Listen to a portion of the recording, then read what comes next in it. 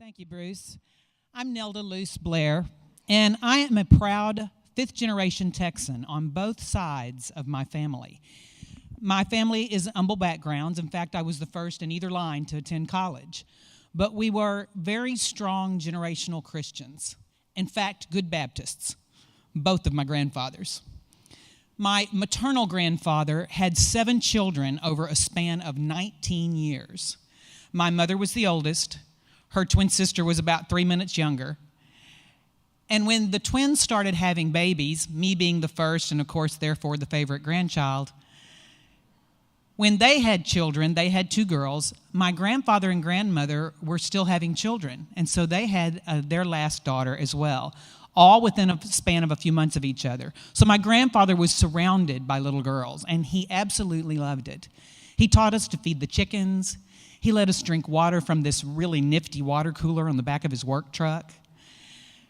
And more importantly, he taught us Christianity. He made us all feel special in a unique way, even though we were all about the same age.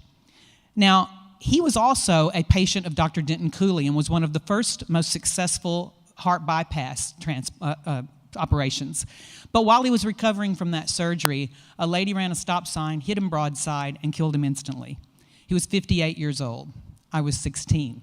So he didn't spend a lot of time in my life. But later in my adulthood, an aunt of mine gave me a piece of music. This here.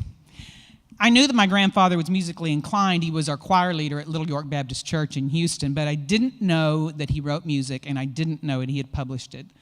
And this song, called Weight in the Balance, had a large effect on me as a young lawyer at the time, working all the time, very ambitious, trying to grow my career, busy, busy, busy.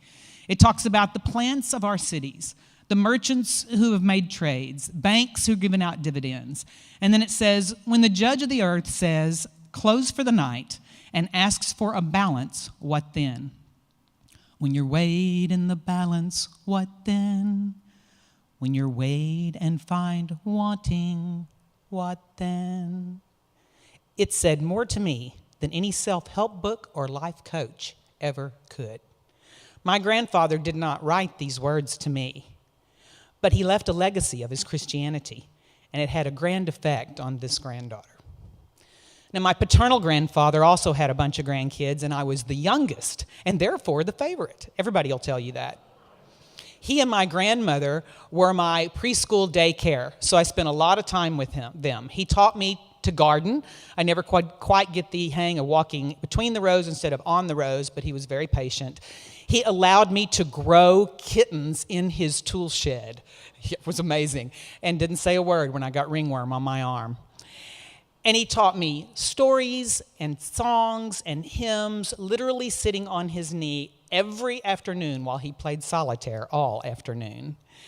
But the most vivid memory I have of this grandfather was on a trip that he and my grandmother took, and on the way back, we had a wreck.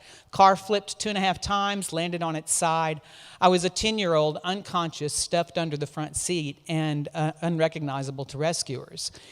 And what I remember is coming to very slowly and hearing what I thought was an angel singing in heaven, very faintly, I'll fly away.